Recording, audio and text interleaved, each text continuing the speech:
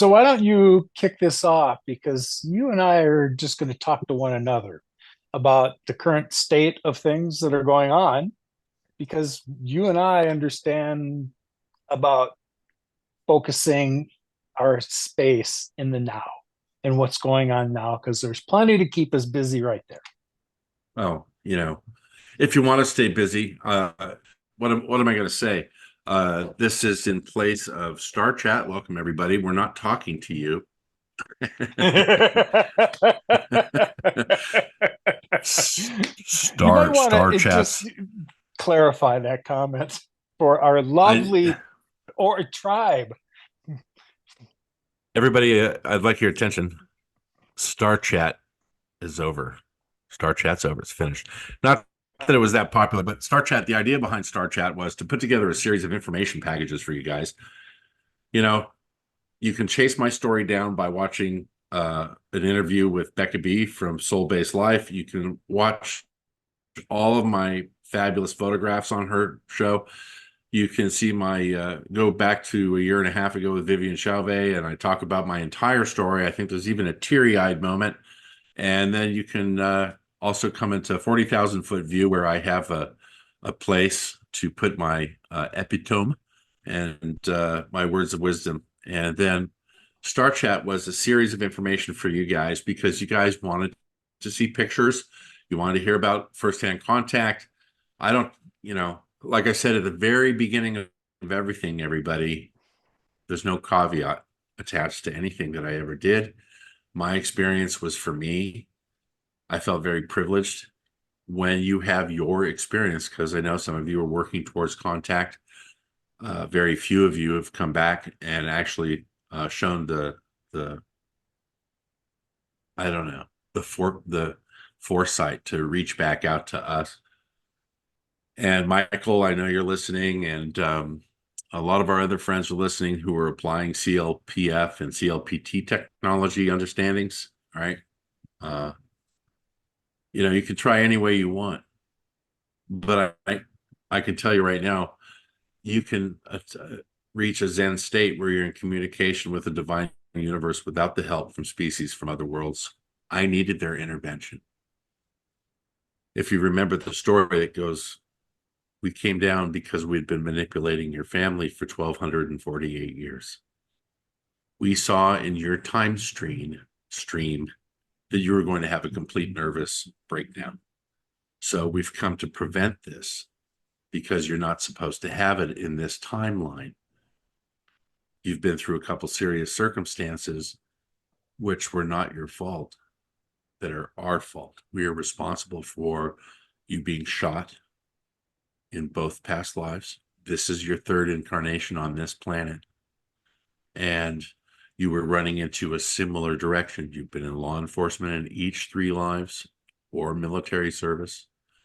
Law enforcement in this life when you were younger. This is part of your genetic coding, who you are, about being a leader, about being in charge of people, about helping people in states of emergency. This is your makeup. But we don't want you to have this total collapse because you're highly intelligent, you come from this family, you've done all these things, and now we actually need your help. But we're coming to you to arrest the foreseen incident. And I'm sitting down with him and he's holding my hand and I'm in tears and he's looking at me about as far as away from I am from the computer screen, just looking at you in the eyes like I'm looking at you, Lowell. And he was very, very concerned for my well-being. And so he kept giving me these moments to compose myself and to find myself and to take a deep breath. And he helped me breathe and he helped me calm down to a level where I realized I wasn't dreaming, right? I realized that I hadn't died and gone to heaven, because that's what I felt like. I felt like I had died and gone to heaven, whatever heaven is, whatever that's supposed to fucking mean. Because where I come from in the world of no control. See, I exist in a place where there's no control. And the reason I have nobody controlling my life, nobody controlling me, I don't get controlled by a system. I'm not being controlled by a thought process. I'm not being controlled by food, drugs, or alcohol. Everybody knows I quit drinking in April 2008. So there's no control method on me. And why? Because thoughts are things. When you release control, because control is a thought, and every thought has value, every value can be manifested or manipulated. So release control. I don't try and control you or other people. I'm not controlling the narrative. And that's why, I mean, I care and love about everybody. I do, I do. But in the same respect, there's no caveat. I don't care if you fucking believe me, because why does anybody give a shit about the ships? All right, we've already got hundreds of thousands of photographs, thousands of hours of live footage of ships flying around, interstellar conveyance. Why do you need to keep seeing that shit? We're done, right? I've told you guys they come down every once in a while to wake us back up when we get into trouble. I told you when I got shot in the head in World War II, Kim Jim showed me that. And when he pulled me back into that blue tent and we were sitting there once again on that rectangular settee, he was looking at me very, very like lovingly. And he said, you know, this is reality. You chose to come into this universe. But because of mistakes that we made during World War I with your great grandfather, and mistakes that we made with your grandfather because of his work with the US government, we foresaw that it was going to complicate this life for you, and this is not who you're supposed to be. You had two terrible past lives, David. They were terrible, and you suffered. This life was supposed to be a gift, but because of our evolution, the way we operated 1,200 years ago was because we hadn't come to the point in our evolution where we realized we should never, ever, ever manipulate anybody. So we're going to give you these gifts of cognition. We're going to discuss cerebral functionality, how your brain works, how chemicals that you introduce to your body change the way that you think, how to release these chemicals from your system. We're going to teach you to teach other people about food nutrition, everything, in vitro nutrition, post-birth breastfeeding nutrition, everything. He told me everything. And then he told me how humans need to raise their children, not in a cage called a crib, but in a beautiful green grassy field or a pretty place out in the fresh air with flowers and little animals. So he told me everything. And when I did send him questions with my mind, then he answered them. And there's things that I can't reveal because it doesn't make anything stop or not happen. I've seen things, and there's no point talking about it, right? Because the reality that you manifest only affects your reality. When 1 million of us think the same thought at the same time, 1 million human beings concentrating on every radioactive weapon on this planet will disappear into nothing. Every weapon made from a radioactive material will disappear into nothing. You tell me 1 million humans thinking this thought at the exact same time will cause every nuke on this planet to disappear. Thousands and thousands of years ago, humans used to be able to gather in a circle and hold hands and hum.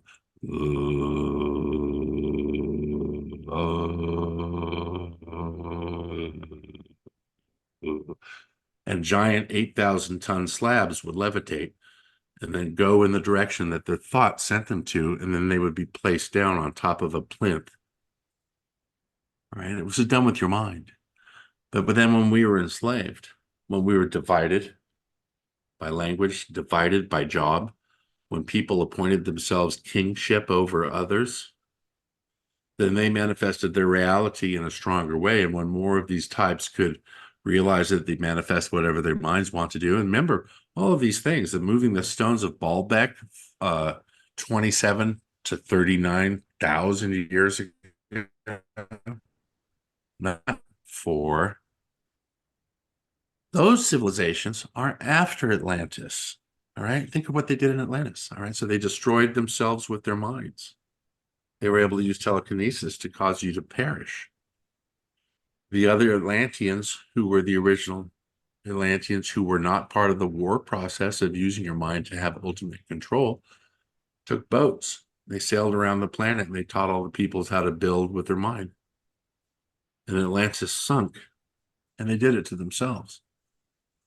You know, we all know Vimanas flew around in the sky over northern India 12,000 years ago, and they shot lightning bolts at each other and they blew off nuclear bombs. It's all in the Vedic texts.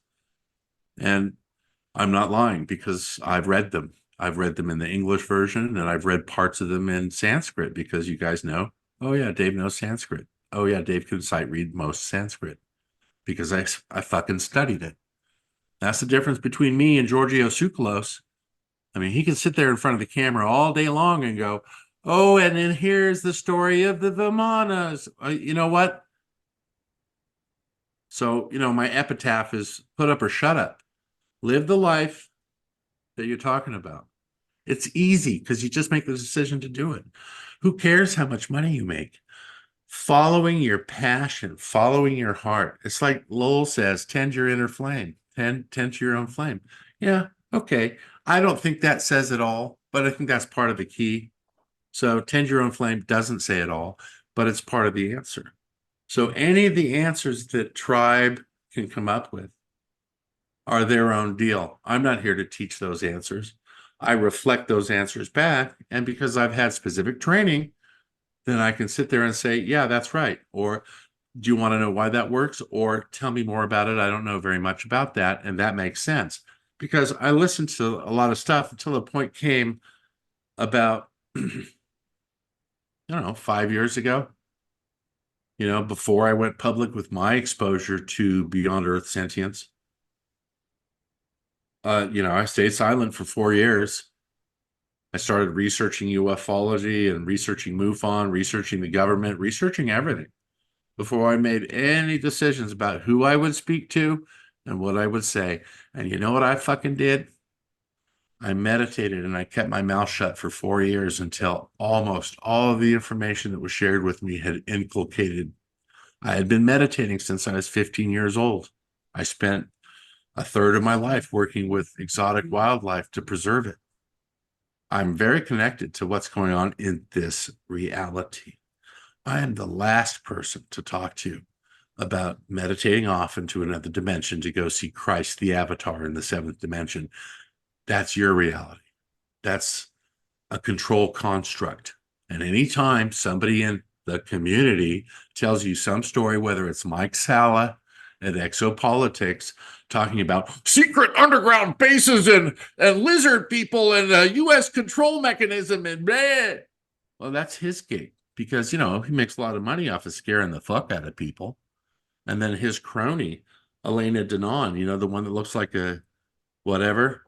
And she sits there and she talks a whole lot of horseshit about all these things that she knows because she's this great channeling goddess.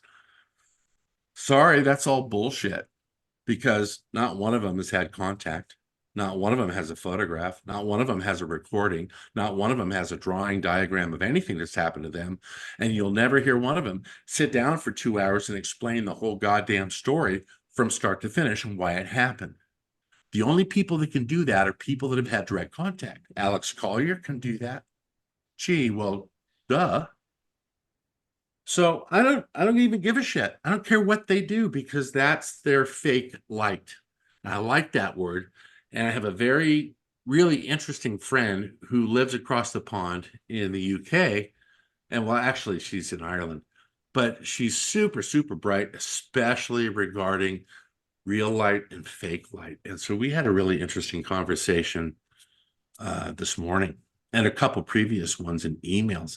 And they're like, the fake light feeds your ego and your ego feeds the fake light what it wants, is how she explained it. And that fucking hit hard.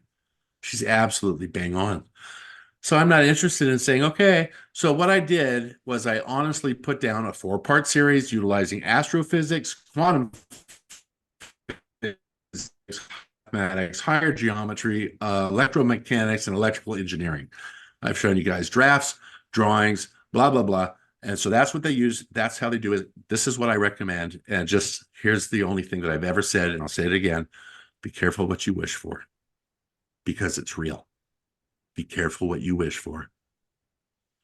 So if your heart is full of love and you have forgiven yourself for all the terrible shit you've ever done, and other people have forgiven you because you've changed the character of your nature by being a loving human being 100% of the time, then don't ask for them to come down, because that's not something they're going to fucking fix.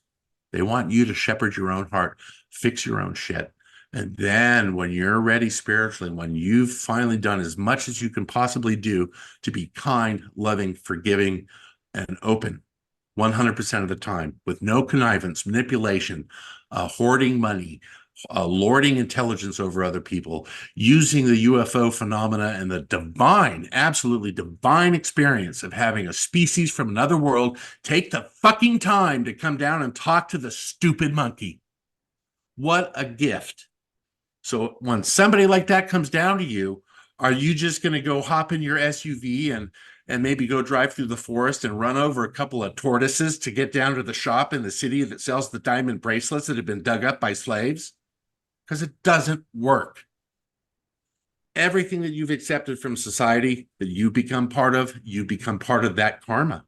And if that's your universe, far out, because I'm not angry, but I'm just telling the truth. You know, I'm a man, right? I didn't lose my testicles because I had an epiphany. I still, like life. I still want to do shit. I'm a highly intelligent person, but I don't have to play games. And I'm not. So this whole process of putting together these information packages were what they told me to share with you. You see, I didn't know about CLPF and CLPT until they showed me the device, showed me the projector, showed me the borosilicate rod with all of the different lenses in it, with the tungsten rod, everything. The thermal housing the projector goes into, that's attached to the hull of their ship. They showed me everything.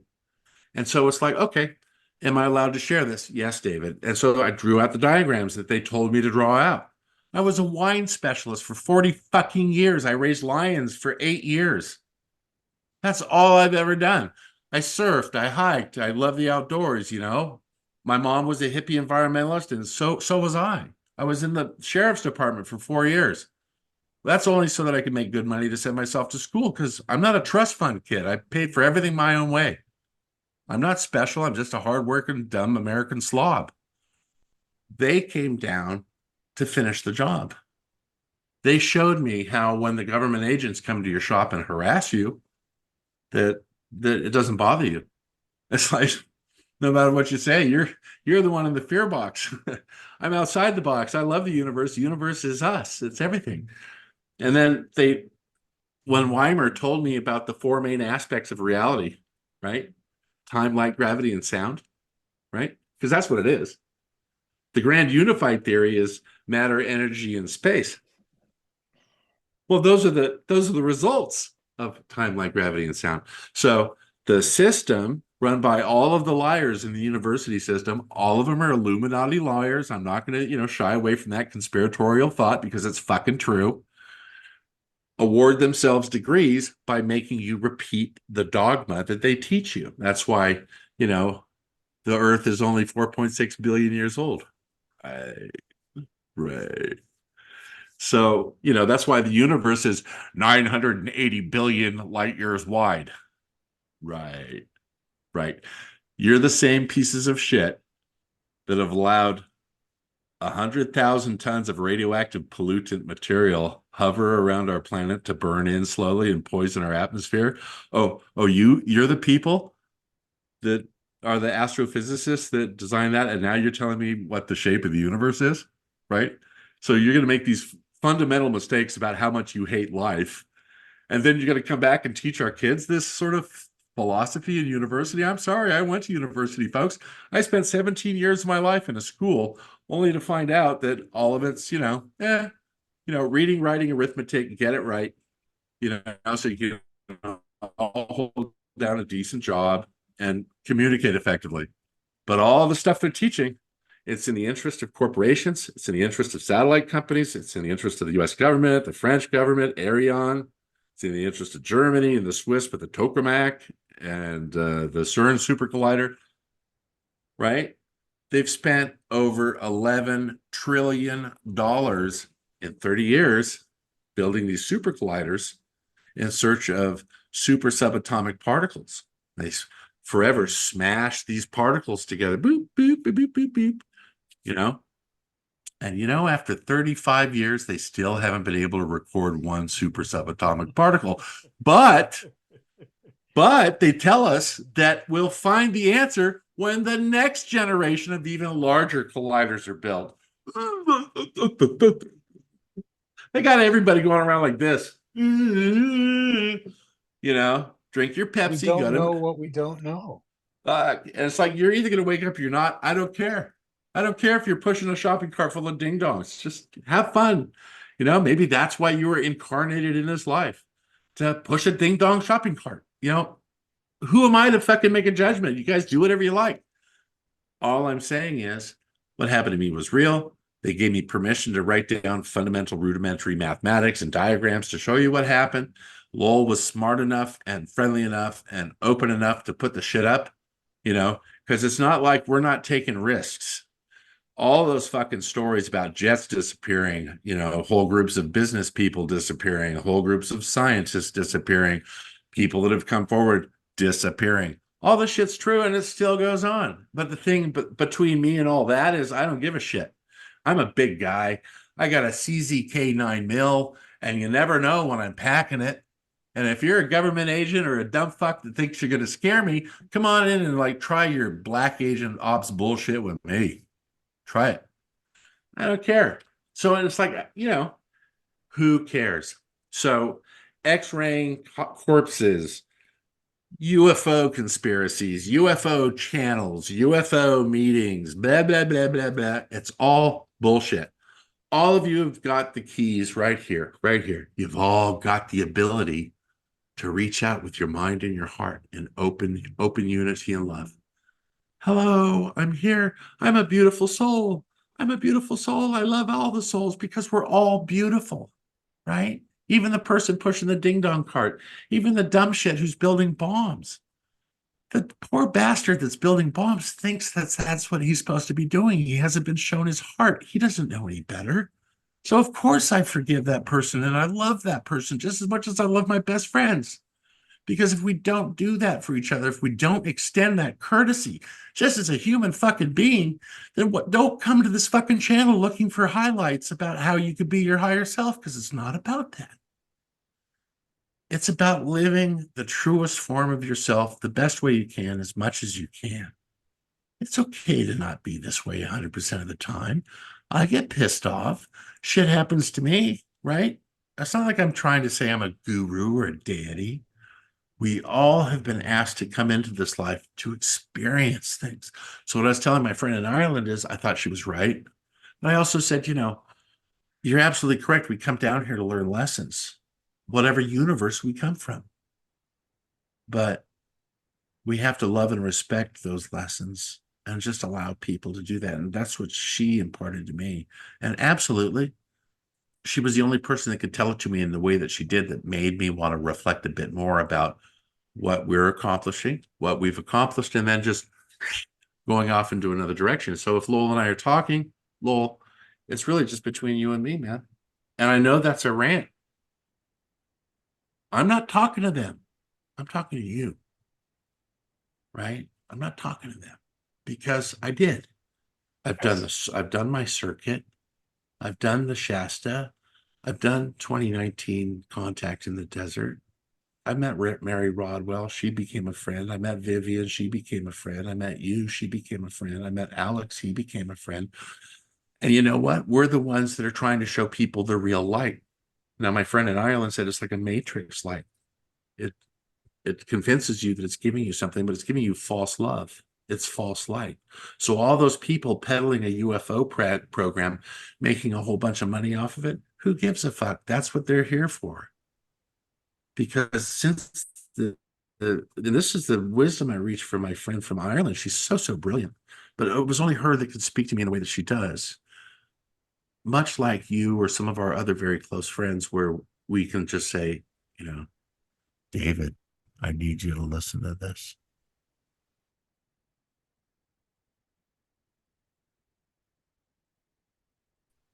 Did you freeze up? No, I'm all around too much. There's a little drop out there. There you go. We're good. Yeah, it's the internet connection's unstable because of atmospheric fluctuations. It's repercussions from lower ionospheric and upper stratospheric reflectivity because of all the particles now, and especially the fine metals and the metallic oils that they spray when they're doing jet spraying in the sky. That's creating different metallic barriers and layers. And so when certain particles can penetrate from the sun and from outer space, but then when they hit a specific atmospheric layer with this stuff they're spraying, it bounces back and it reflects and bounces back and forth until it loses its efficiency. It's a old scientific idea that it actually works, but unfortunately they're spraying the planet instead of spraying, nuclear warheads. So anyways, so she's imparted this really interesting knowledge, and it's like, yeah, okay, but I always cared about people looking out. And I'm going to tell you right now, unless it resonates with your heart and you know that it's right, then it's not right. And so, whatever you decide to think about those people, when you're watching somebody, they're fucking snake oil salesmen, right? And I've always said this ever since Shasta, too. I don't run a website. I'm not selling coffee mugs with alien faces on it. I'm not making wands. I'm not making, special shoes. I'm not like selling med bed stocks. It's just unbelievable. And the only way that I could maintain my dignity is to make sure that I don't partake in that false light. Because there's very few of us like you and Alex and Mary Rodwell and Vivian Chauvet. There's very few of us that we're trying to guide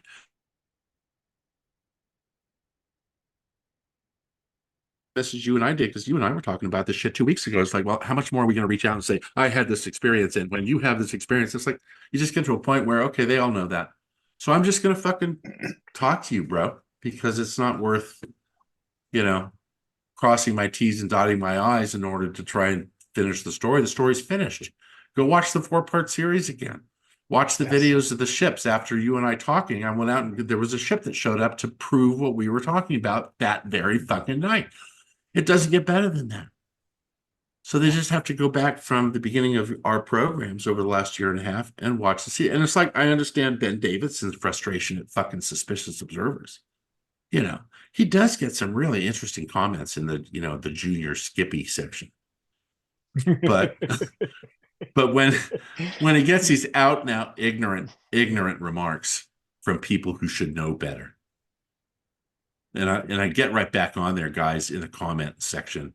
Don't advertise your friend's show. Don't advertise your fucking friend's book.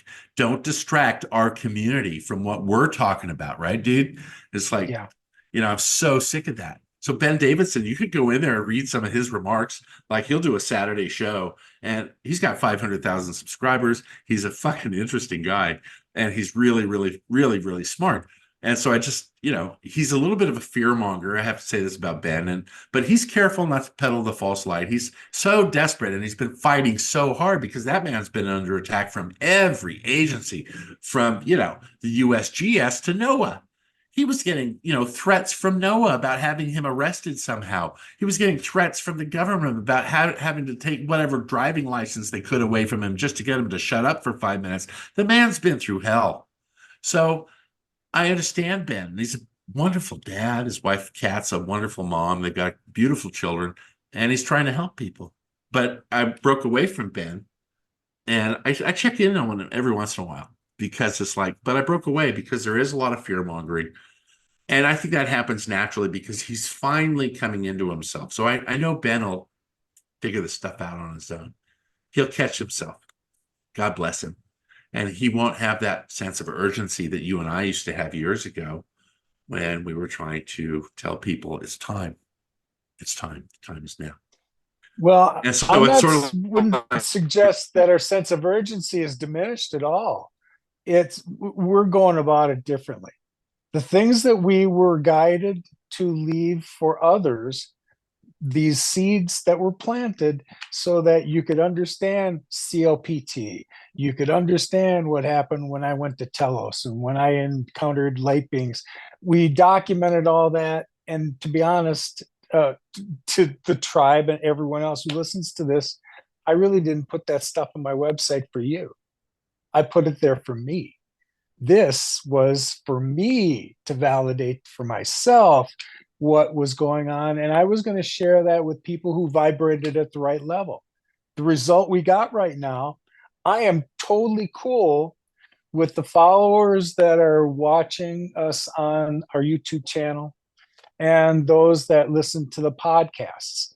They're not Fuck tens of yes. thousands, and they didn't Yeah. need to be. We Right. have the people who they're real-time experiencers, and they're not looking for bullshit either. They're Right. having contact Right. right Right. now. Right. Right. And that's what we're going to talk about. We're Yeah, not I going to think talk to you anymore about preparing you for contact because we've given you all the tools to do that if you've paid attention. We're going to right. talk about the actual contact that's taking place. That's what. Well, you're absolutely correct. So, all right, listen, my friend, it's a different idea altogether to appreciate whoever cares about what we're saying, opposed to just having a conversation. I'm not gonna not acknowledge the cool people. I mean, come on. All of you guys out there know that when I respond to you, I respond to you because I give a shit. I care about you, right? Because I know we're all going to hook up.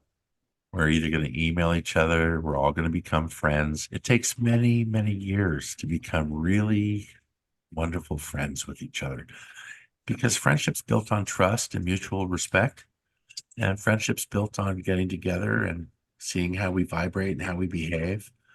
And so, Lowell, when I communicate with our members, I'm trying to like, I'm trying to like put my arm around them, give them a high five, do the knocks, shake their hand, give them a kiss, give them a hug, tell them how beautiful they are, and that the journey that we're all on is so magnificent.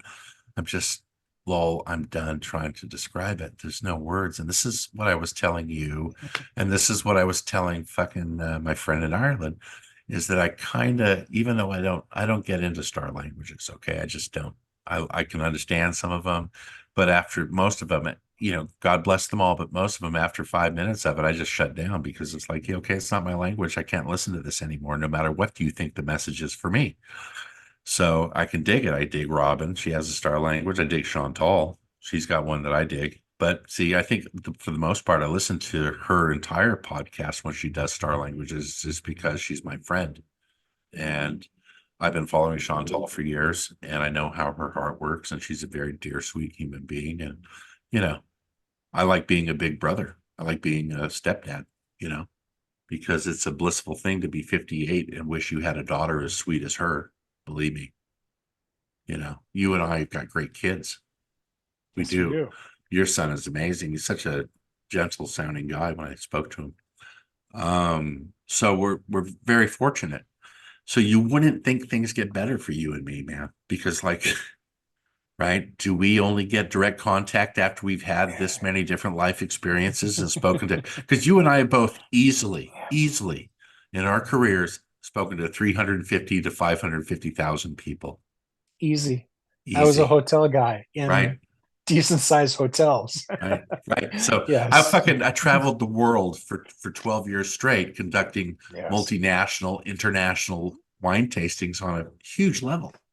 Sometimes I'd have 1,500 people. Do you know that I raised 80,000 euros for the women's breast organization, uh, McKinley, with the pink ribbon in England? And I used to do all the wine tastings for the Rotary Club in Northern England, all of them. So I'd get a group of 500 guys and their wives, and they'd all pay 50 to 75 to 150 pounds a head. And that's like $300 back then to listen to me talk about wine and food chemistry, to have her come by and change the glass out and give them a taste and then suggest gourmet foods to go with them. And these are all working class punters, right? Guys that drive dump trucks, guys that are, dentists, guys that, run the local fucking pool hall. They're all normal middle class punters. And so they'd all come in. And you know that we'd take all that money from the Rotary Club that they paid me to have this event and then just donate it And it's such a beautiful experience to live in the life of service. So it was at that point in my career, talking to hundreds of thousands of people over and over again and getting fucking lashed on fine Bordeaux's and lashed on fine single malt whiskeys every freaking night. Oh my God. I'd get home and crawl into my bed. I wasn't sure if I'd pissed it or not. And I wasn't sure how I got there, but I was home. And it's just, that's the industry. They don't tell you about that aspect of it. Oh, yeah. Nothing like tuxedo events and flying to Dominica with Zeno Davidoff to do a cigar and Burgundy event. No problem. But the ramifications, both culturally, karmically, and horizontally, are just unbelievable. Yeah, I have So lots of memories of hospitality events. oh, fuck that. Either part of hosting or I attended, and they are lovely. They're elevated, but looking at what really our needs are, since I've been sequestered, it's not that I don't appreciate fine food. I do, but I see it more now as fuel. And I know to my friends that Oh, are no. still in the Yeah. wine and food industry, Right. They don't want it referred to as that. And Right. it's more than that. Right. It's part of the physical experience we came here to have. Oh, and what a great one. My body is a Yeah. temple, but it used to be a temple to Canard du Pâté, Dom Perignon 92, and maybe a filet mignon later. So all those days are gone, bro. I eat broccoli and brown rice and I fucking jog on the beach. And Yes. I was always that beach kid when I was here, but when I went away to Europe, it was like, I didn't know that you guys butter your bread and then put pate on it. So it was like, what the hell? So yeah, I easily shed 100 pounds in the first year I moved back to California. I used to be quite a heavy guy. And I'm not anymore. I'm 6'4" and I weigh 249 pounds. I'm pretty pleased. I'm only like 22 pounds overweight, considering my BMI and my muscle index is actually really high. So I'm pleased that my heart's in great shape, and it's jogging on the beach is what it is, and picking up fucking Tiffany's trash. So it keeps me fit. So what a week. I'm glad February's over. Our friend Robin has had an adventure, and I'm sure she'll tell you about it in private later. I'm not going to discuss it because this is being recorded, but she's had an adventure, and she was asking about what does the Ides of March mean? Well, how she knows. So what I was saying, everybody, a week ago, just over a week ago, I said, just let whatever's coming, Lowell, let whatever's coming your way, meet it the best way you can. If you have to fucking put up your dukes, then put up your dukes. If you don't, let it pass through you. But whatever it is, let it happen and use your intuition to guide you. And so I've had a couple of instances already. What about you? Just to let things pass through you instead of reacting. I had to come out of an unsettling period a few days ago to really just. I picked a day where I did nothing. Just real quick, if I'm not talking, can you see me? Yes, I can see you and hear you. Just take me off. Just take me off video for a few minutes. Just take me off. Well, stop your video. You're in total control of that. I don't see it here. Oh, there I am. Oh, stop video. There we go. I'm gonna just stretch a little bit and enjoy some Pakalulu. Well, you're still on video. There you go. Okay. There we go. So yeah, I've got some really nice sativa. And it's organic. It's probably that'll be a good place to end this conversation so you can pick up on that. Fuck, what is it time to end the conversation already? Has it been an hour? That's bullshit. I haven't really tracked it today. I don't really pay attention to how long these go. They go as long as they're supposed to go. Yeah, because it's there. It's there. Listen, well, Dave's channel is not dead. This is the very last Star Chat. This is the post. This is well, it is the last Star Chat. It's a fond and appropriate farewell, right? It's the last hurrah. You know what my epitaph is going to be? Put up or shut up. It's just the way I feel. And I love everybody out there and shit. It's like I'm not talking to you anymore because I want you guys to talk to me. And when you guys send us comments, you're gonna get comments back. If you want my email address, far out. Let's become friends. I know that my friend, I'm looking at you right now, and we're gonna get some shit going. All right. I know my video's not on, but we're gonna get some shit going and we're gonna get some people down and we're gonna sit down out in the desert for 3 or 4 nights with them in my class, the one I teach, and we're going to welcome in a ship with our hearts. We're not going to flash lights at the sky. I'm not charging people to flash a flashlight, but we're going to talk about bringing them in. And we're Yes. going to talk about identifying your star family. I'm going to help people find the map that's been already printed on them. And all of us have a map on how to get home. And it comes with your genealogy. And I'll show it to you guys when you come out. I can't talk about it right now because it's supposed to be special. And you're going to be given a map that exists on your body. It just hasn't been shown to you. And they showed me how to do that. And it's going to blow your mind. And then the other thing is we're going to sit and we're going to have a ship come in. And my divine experience with Kim Jim and Weimer and El and Erom and the rest of the Galactic Council that listen to me speak, they have forbade me to make money off of my experience. And he said that would always keep me in the pure light. And he gave me gifts. So he said, you can write about your experience, but I don't want you selling things. I don't want you selling coffee cups and hats.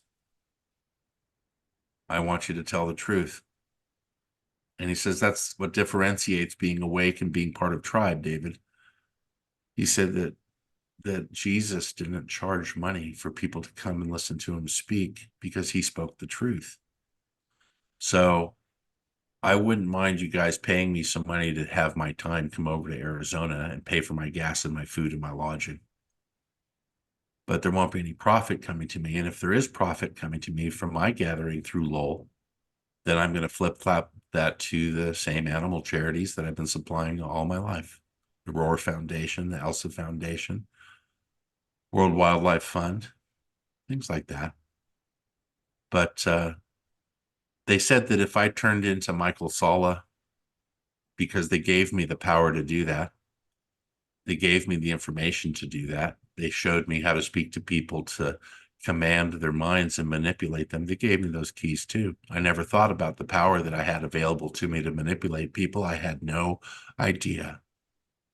And then when they showed me the part of humanity that's so sweet, they showed me the part of humanity that's so sad.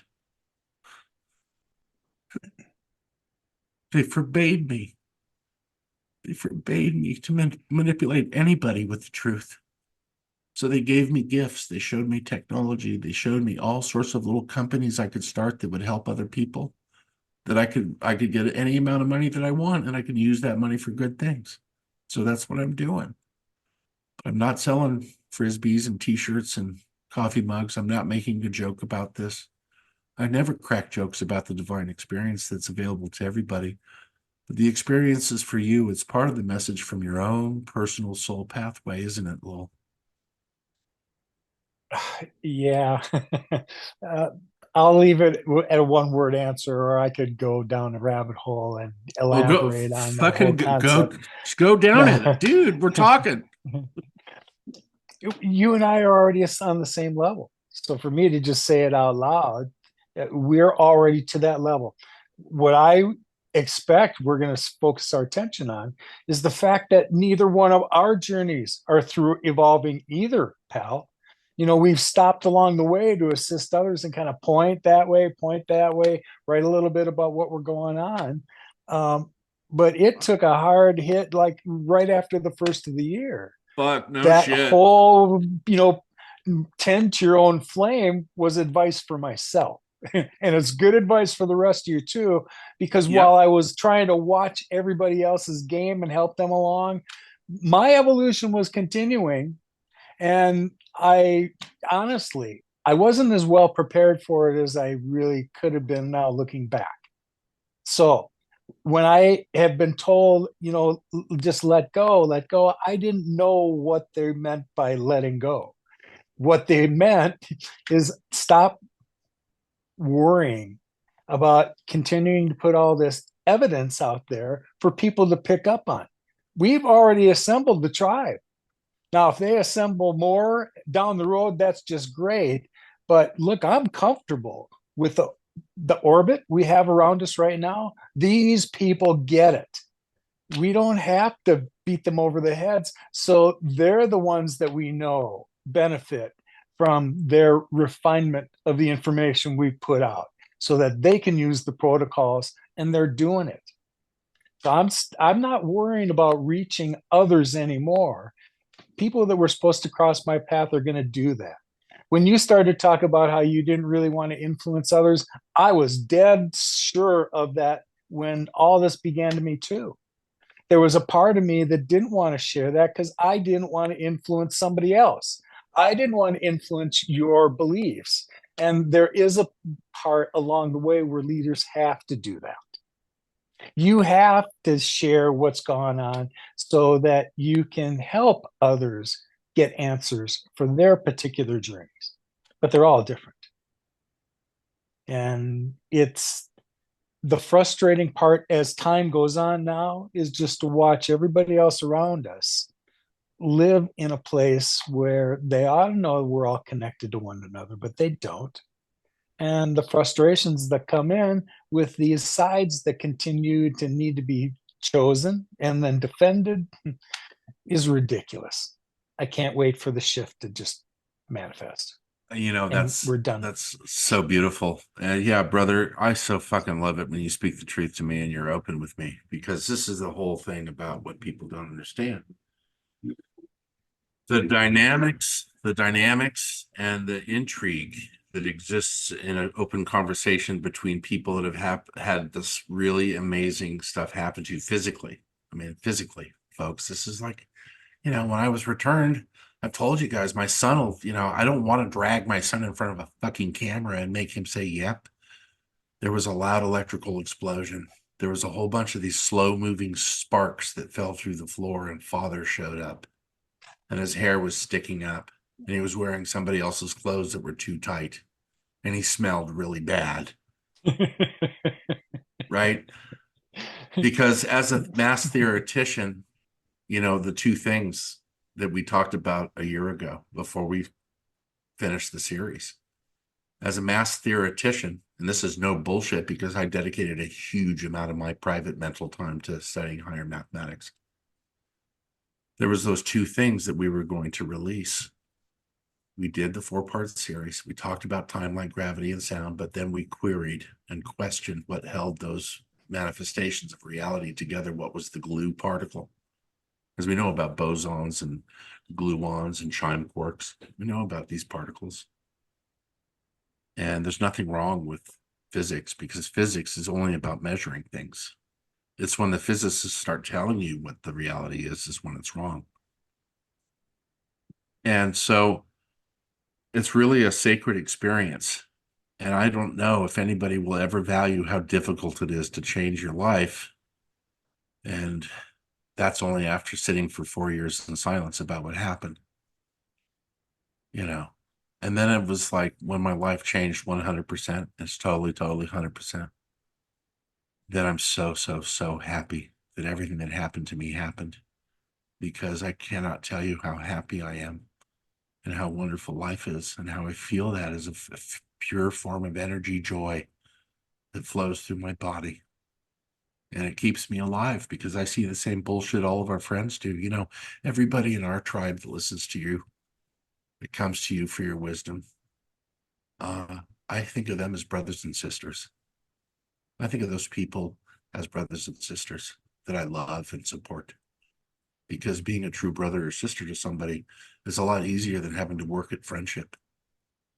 So, you know, when I answer people on your channel or on Star Chat's, you know, remark section where people do their thing, you know, I always answer sincerely. So if I say that you have a dear soul, it means that I can feel it coming from you.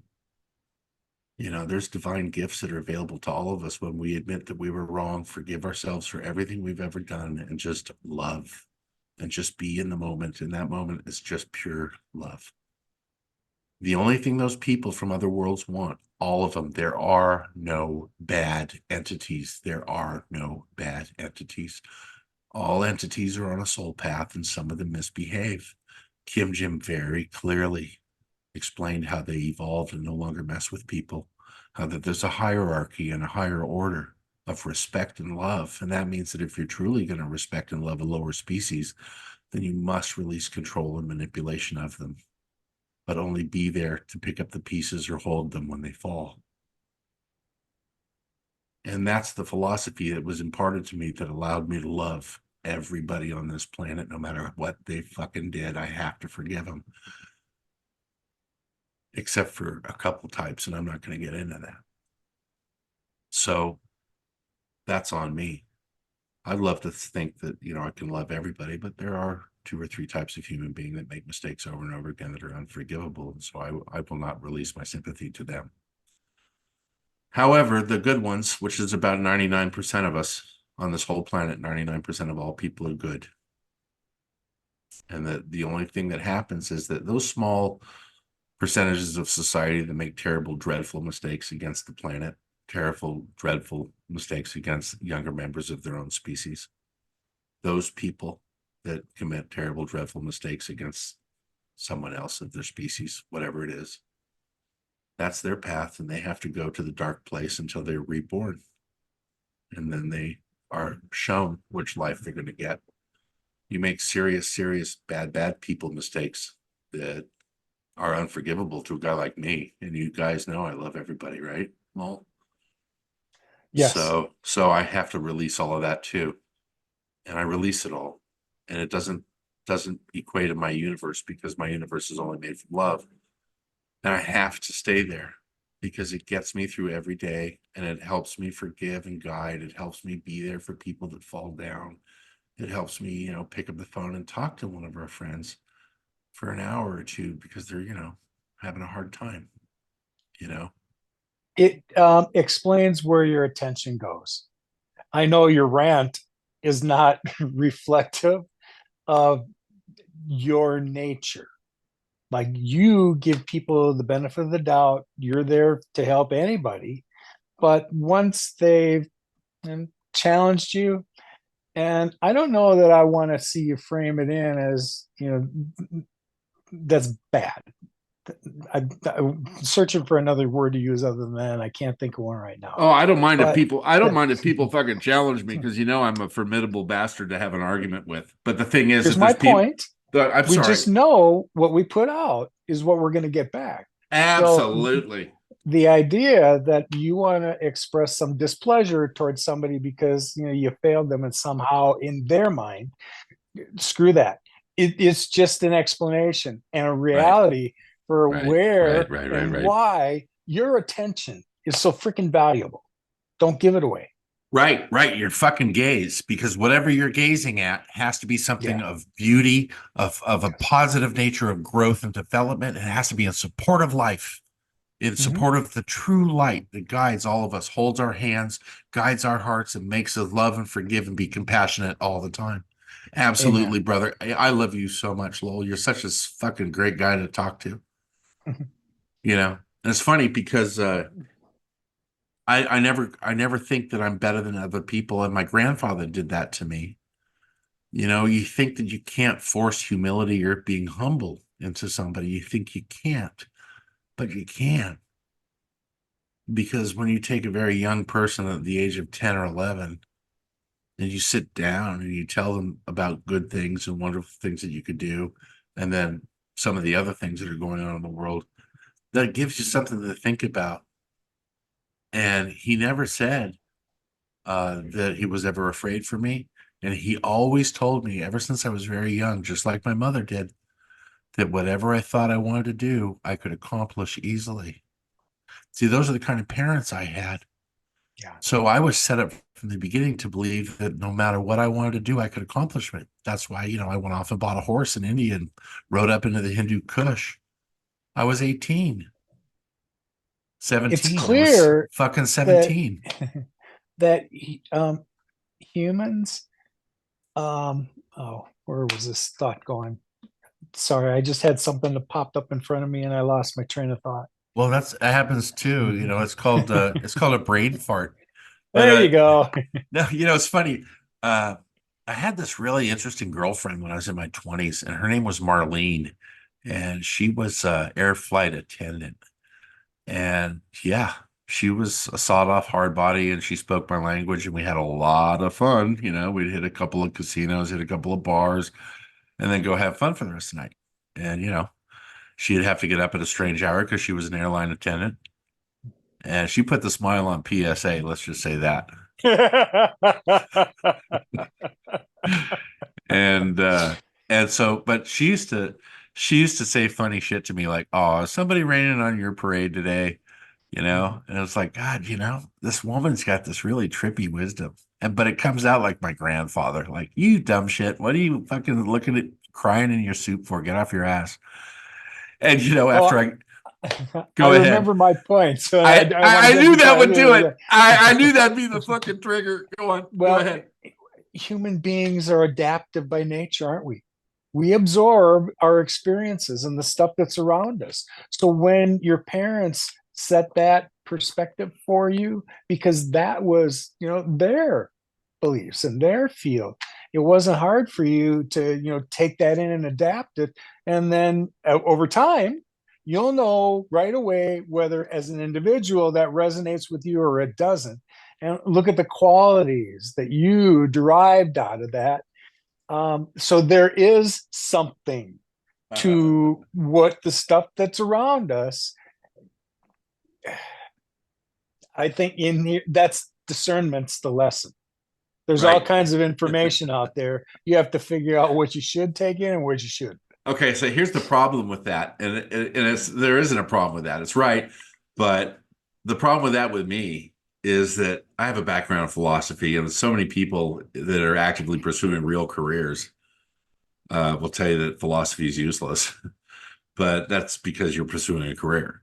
Now, if you're pursuing life, then philosophy becomes very, very helpful. And It's the only thing that addresses the metaphysical side of ourselves. correct. It's like the only thing that makes sense. It's like if I can draw upon uh, Queen Hatshepsut, the Pharaoh queen, she was amazing. If I could draw upon Hypatia, right? Think about Hypatia from Alexandria.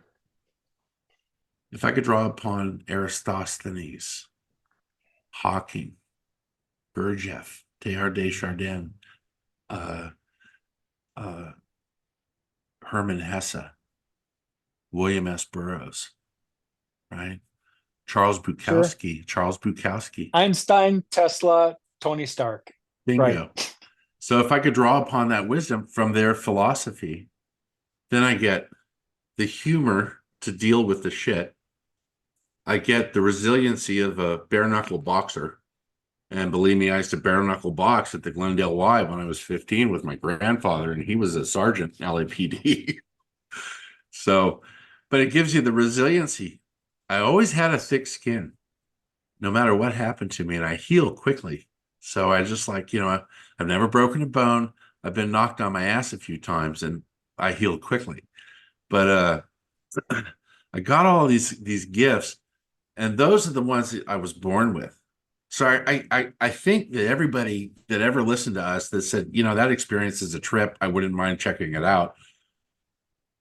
I have a feeling that they're just like us too. I think that they're people that have lived rich lives. I think that the tribe that have listened to us over Star Chat and the tribe that have listened to you over the last 2 years, I think they're actually a lot like us. I think they're smart. I think they're resilient, right? I think they've been through the school of hard knocks. And I think that they've all held, 25 jobs and 5 careers or 35 jobs and 10 careers, right? I'm like that. I was, 45 jobs and 6 careers, right? And I had a personal rule ever since I was 15. My grandfather, once again, set me up with that. Said, give it 2 years. If it's good for 2 years, go one more. If it changes after 2.5 years, don't give it 5. Because in 5 years in any corporation or any career that you have, and I've been everything, I've been a manager in charge of millions of dollars worth of winery equipment and sterile alcohol from a brandy distillery.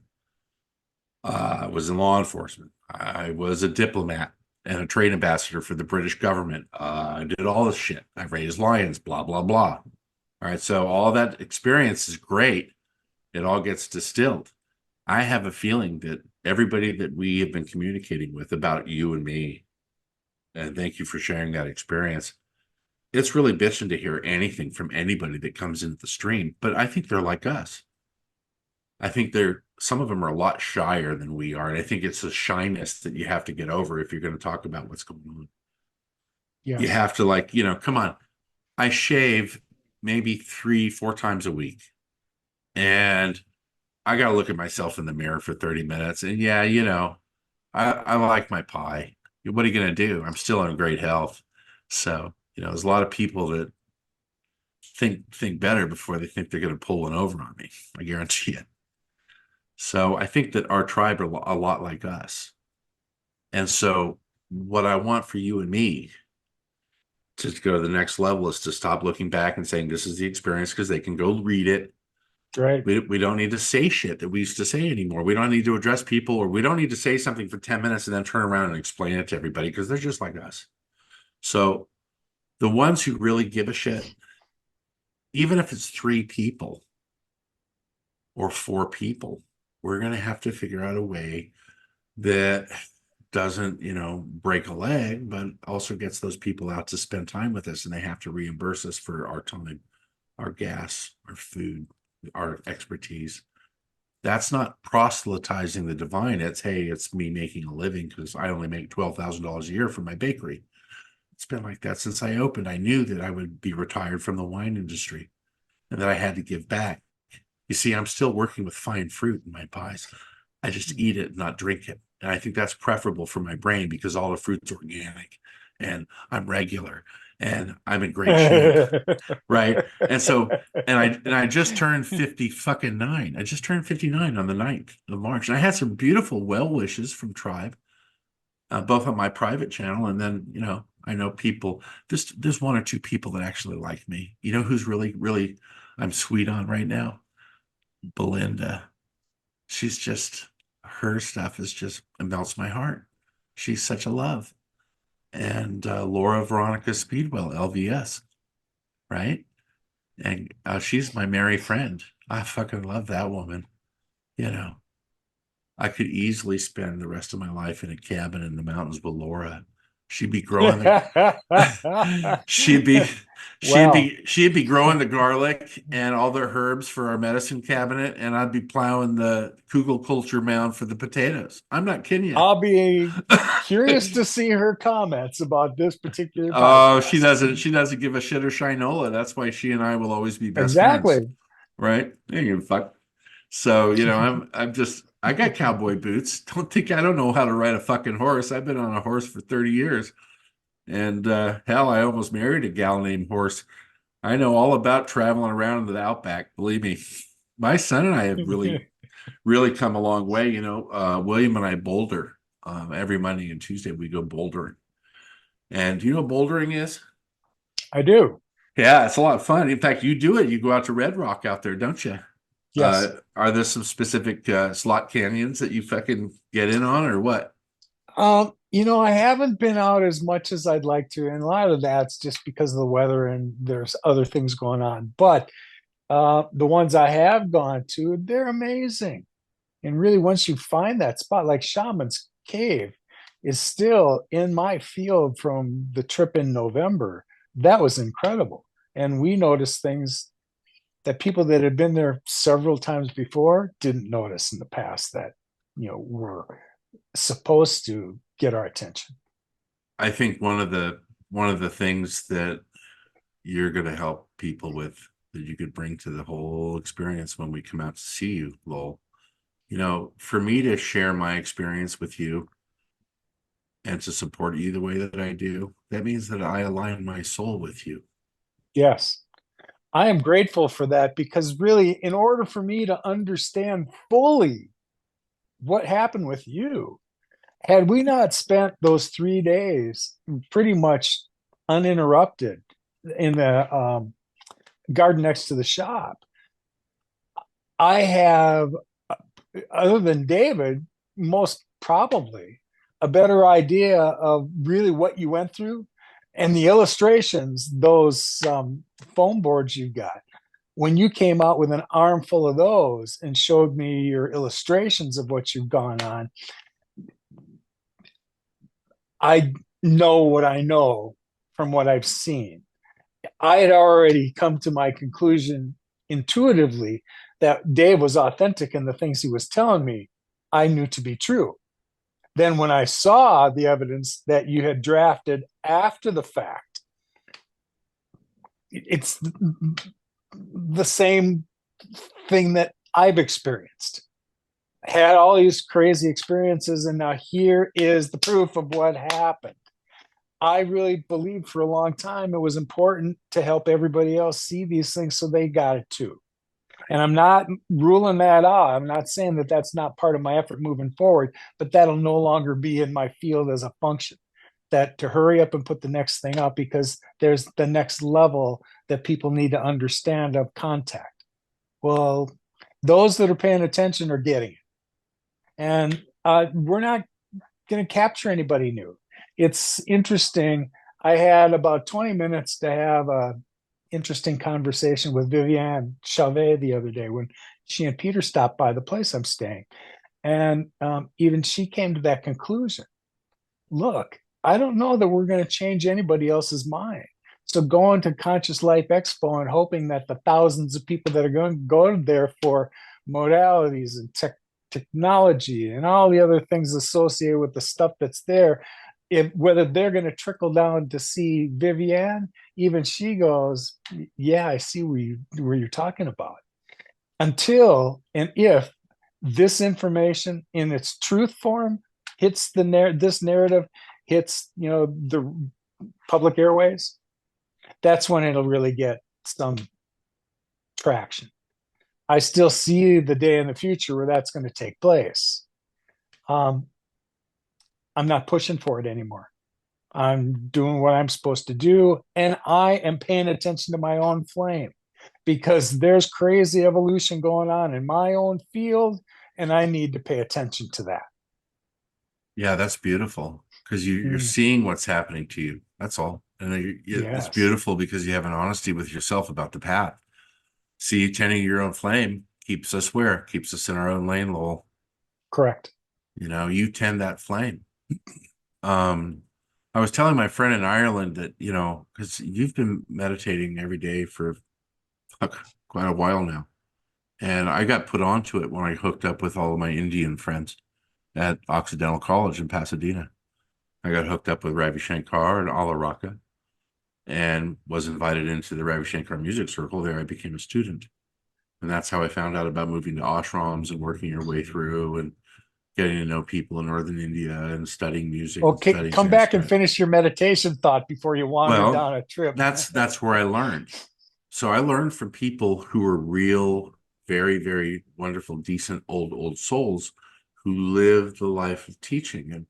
And so it's very important to know that however we reach a state of openness and oneness with the universe, one of the most important things that I know that we can share with people that make the sacrifice to come and see us, because I know Vivian will make the effort to come and see us, even if it's a small amount of people, because she's very special.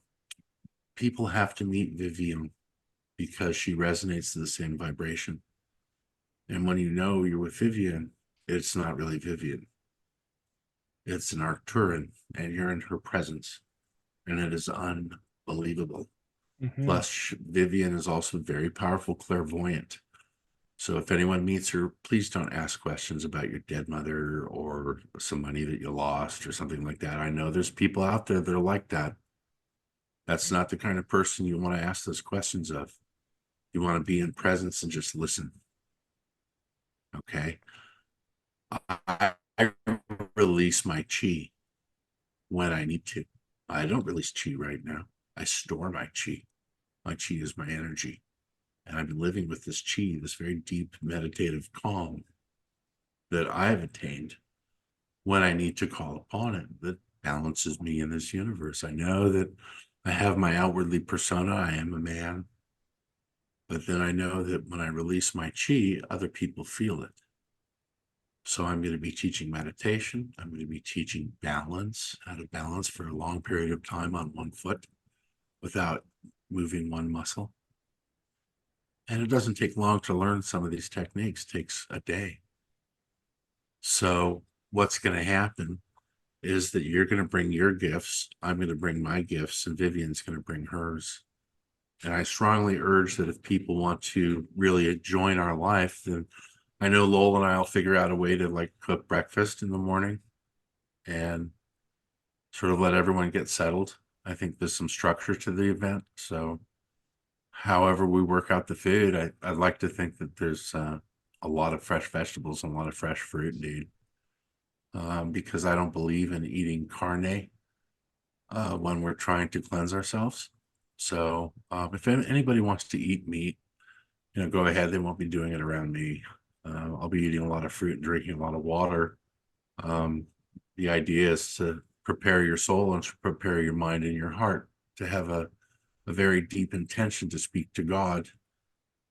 And it's okay if it's Jesus, it's okay if it's Buddha, it's okay if it's Krishna or Muhammad or Allah. It's okay. Doesn't matter. When you reach God, you'll hear God's voice. You see, to me, the people from the other planets that came down to share a big part of my new life with me that they knew about was to enable me to very gently show people that they have the same thing. And they put a light into my chest, a blue light that Kim Jim removed from his chest and placed into mine. And I can share it.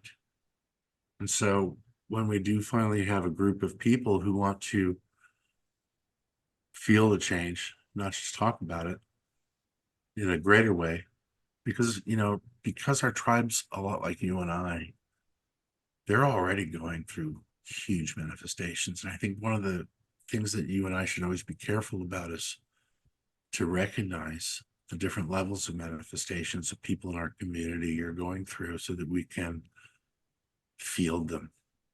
And I feel members, guys, when you put your thoughts into an electronic medium and you type them out, did you know that people who are empathic can go through those letters and see you and feel you? Because those are the thoughts that you've thought most important to take the amount of time that you did to release that thought. And that tells anybody who's a feeling, thinking person who you are. But there's always something that's lost in translation when we communicate electronically. And I was speaking again to my friend in Ireland, and we tried to discuss the best ways it is for humans to communicate. We both agreed that the best way at this point is for people to come together.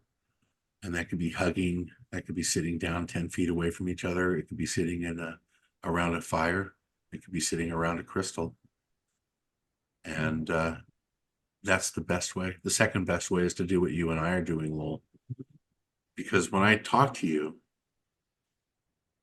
what's in your eyes, I see in the words that comes out of your mouth. And they're never different. Because you project that gaze. And that gaze that we look so carefully upon is the energy that we give back to the support and the love. When we look at a rock, when we look at a building, when we look at a traffic light, every time we look at something, we give a part of ourselves to it in some small way. Because your eyes aren't just receptors, they're also projectors. And I have a very sneaking suspicion that that's where that old saying comes from, that the eyes are the window to the soul. So we project mental energy from our eyes like beams. So we have to be very careful about our thoughts when we cast gaze upon something. And when I got that download last year, when Kim Jim said that the ambassadors are being given an upgrade, remember those series of very long emails I sent out to everybody? He said that one of the changes was that should they cast the gaze upon an item, that item self changed by the gaze cast.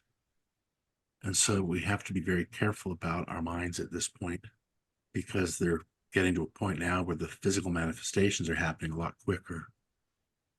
So when we think about something, remember that's what's going to happen. And this is the porthole that we've already stepped through, because we're no longer in the ascension process. We have to start thinking about how we can train other people to see what we see.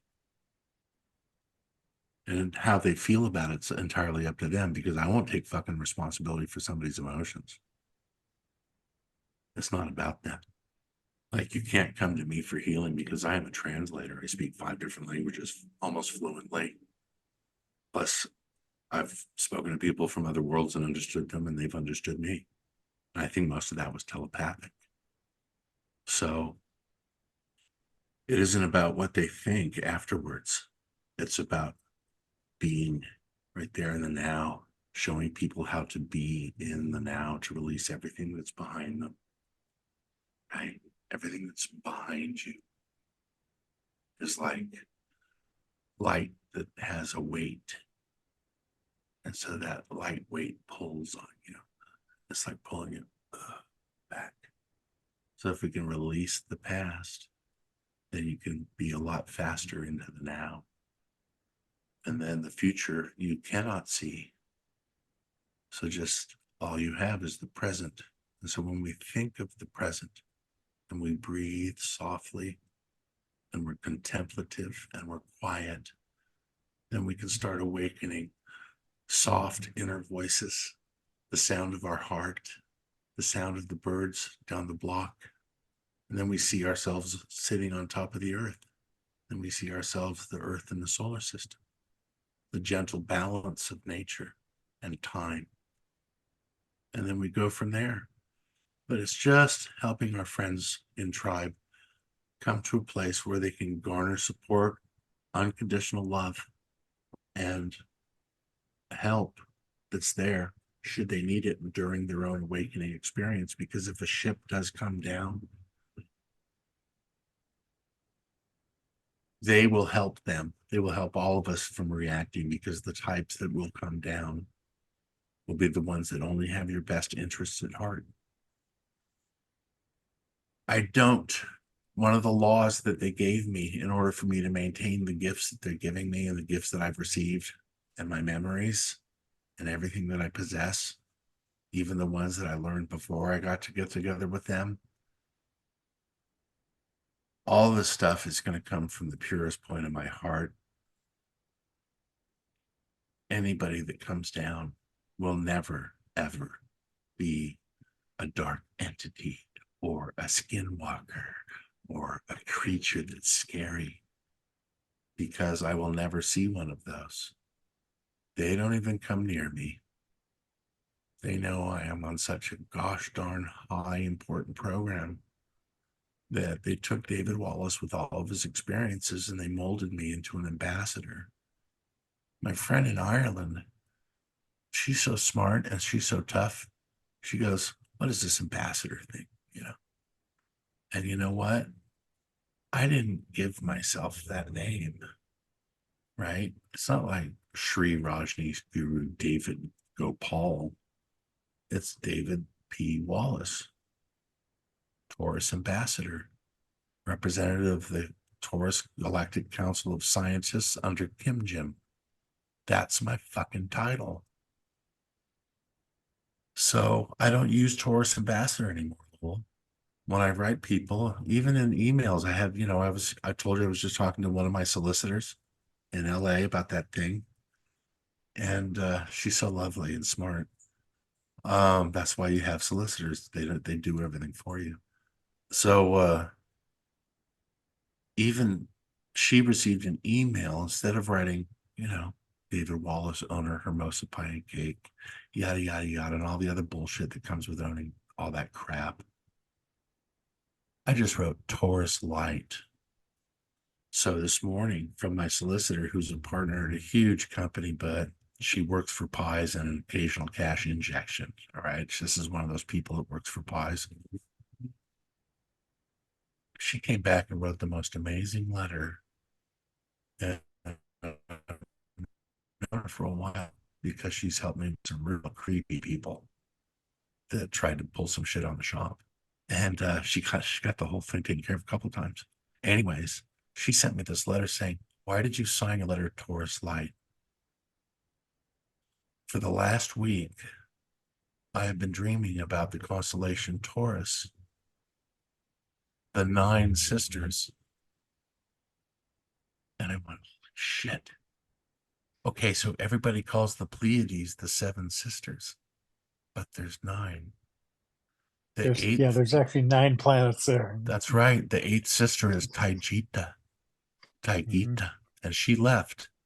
She sacrificed Well, herself she's for one the of other the sisters. 7 because No, my well, star seed goes back to that very planet in the Pleiades, as a Well, matter of fact. so I know it does. So anyways, she's talking about all of this. And this is somebody who has always just like quoted shepherdized civil stuff. And yeah, she's amazing knowledge of California law, of corporate law. And, I've had corporations try and sue me because I'm not using ingredients that all the other bakeries use. Creepy. So, anyways, she's come back with all the stuff about dreaming about Taurus.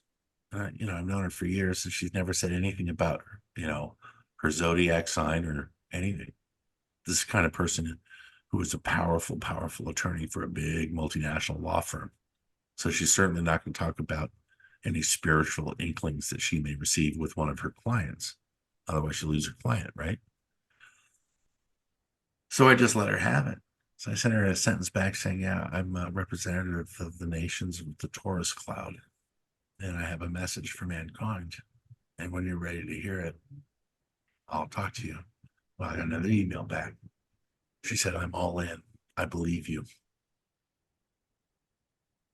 And it's so nice to hear this voice from the Galactic Council, the Planetary Alliance, who work for the Ancient Ones, the Pleiadians, your people. They're in charge of everything. They are in this quadrant of the galaxy. Believe me, the Ancient Ones can unthink you. And if they unthink you, they unthink all of us, but they would never do that. That's how powerful they are. The Ancient Ones, the ones that look like blue gelatine, and when you look through their skin, you see planets and galaxies swirling underneath their skin. They're amazing. So those things are just at the forefront of what we're working on. And I'm not going to try and translate my experience to anybody. If somebody comes out to Arizona to see us, because here's the thing, bro. I'm going to come out there anyways. We're going to cleanse. We're going to fast for a day or 2. And then we're going to go out. We're going to go out to the Red Rock and speak to the holy people and prepare ourselves. And they'll come down from the sky. However you walk away with that, that's, it's not about the ships. It is not about the ships. It's not about, where they come from, even though they're just like us. When they hear you talking and they know you're listening to them, they can't wait to tell you everything about their people, their planet, their history, everything they tell you about it, if you're going to give them the ear to listen. All right. They're just as excited to meet you guys as they are to be met by you. All right. All right. And they love the fact that we're being prepared to make friends.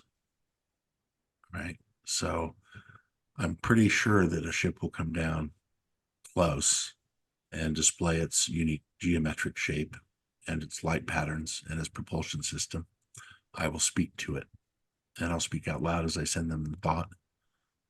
And then we'll see what happens from there.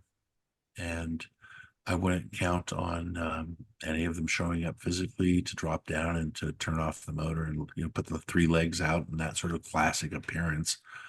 I wouldn't expect that, because in mixed company, it's difficult to gauge what certain individuals will do, and they can only have so much effect on you. That's why it's really important to be very calm and very quiet in your mind, and to not have any previous dispositions of what might happen or what they look like. All of those things you must clear from your mind very, very, very carefully, so that your mind is empty. And then you just ask them to show up. And they'll see that you're of clear mind, that you're not being manipulated by food, sex, and money. You understand? So that'll happen, Lowell. If you're talking to me, you're singing to the choir. Okay. Because that's when the CLPF starts. Yes. Because they're not going to come down and shake your fucking hand. That's not what it's about. I got lucky. I had a lot more than that. And that's stuff, wonderful things that happened to me. I'll never fucking discuss publicly. It's none of your goddamn business. But they're real. And they're here in mass all over the world right now in massive landings. That's why we're seeing another quadruple zillion programs being released all over the internet, YouTube, and on the media right now about contact. But it's the narrative, it's the false light, and it's not the real light. Vivian and you were real light. Vivian and you were real light. You know, we only talk about the one thing that serves all of us, and that's love. Right. And if you have some like weird predisposition of trying to put a box all over everything, it's just not a group for you, because there are no misconceptions, because we're not peddling anything. We're peddling what we found out from our experience. Yeah. Right. And that's, I think, what we're looking to do is to teach people in that direction. But I'm a translator, you know, and as part of my secret code of ethics with these guys to be able to do what I do, to not blow it, you know, not do anything, not make promises, but not undermine people or control them with this divine gift. Just teach them that it's not in their best interest to be concerned about where we come from or what the ships looks like. It's in their best interest to garner support and love for all life, shepherd their heart, listen to their inner voice, you know, and they don't have the answer either. You see, and this is the interesting thing. If you go back and listen to me, this is a facet of who I am. I have had a fascinating, blessed life from day one. And I come from middle-class working, hardworking folks. Fucking do. But my life's been fantastic. And I made it that way because I thought it would be. I always thought that life was wonderful. I always loved all the animals. My mom taught me to love the earth from day one. So, and I've had a beautiful, unbelievable life. But I was turning into an alcoholic from 30 years as a professional in the food and wine industry. I mean, you know. And so I quit drinking in 2008. And I believe very sincerely that it took some 6 or 7 years for all those microscopic toxins and fatty acids to be released from my brain and go back into my blood system so I could process them. Because when you go cold turkey for 7 years, your brain finally flushes all the last chemicals out of itself. And it was right around the time of 7 or 8 years after I had had no alcohol at all, only fresh juice and water, that they showed up. It was almost like there was some deeper, insidious thing about our genetic connection to booze. And that's why it's legal. Right? So scary. Get everyone hooked on booze and you can control them. I don't want to end our conversation on that note, but I've got to go. Yeah, I got to go too. No. It's true. So free your mind of everything. And, you know, don't drink. Don't drink All at right. all. Well, Just drink there's water. the message Dave wants to leave you with today, and we'll just let it sit there then. But it's not a show. You see, and that's the thing. I'm not leaving a message with anybody. I'm just. No, I know you're ranting to me. That's right. So, but anyways, yeah. So this is why we're not doing Star Chat. It's been fun. Yeah, I got to go too, but I just wanted to sit and talk to you. You Yeah, know, great. and why don't you make this a 3-part series and just do like 30-minute vignettes? We Right? still have things to communicate. We're just, our format is different. We've done all the legwork and we've laid all the seeds Hey. that we've received for the rest of you. You know where you can find them now. So, Public persona will be in full view. Yeah, I don't want to smoke marijuana when we're talking on your show. But geez, wasn't it nice to see McKay?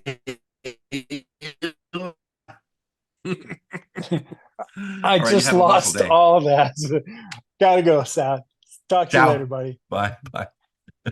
Just edit that out.